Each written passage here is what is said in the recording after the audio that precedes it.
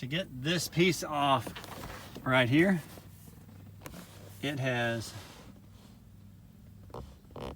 let's see, I think 5 screws there. 5 screws that you have to take out. And to get to those screws, you have to remove this piece right here. And this piece has 2 friction clips, one here, and it has 2 screws at the bottom. So inside here, there are 2 screws you pull out. Once you get that off, you can access these 4 screws here, and I'll put it in and then show you what it looks like together and then snap this piece back together.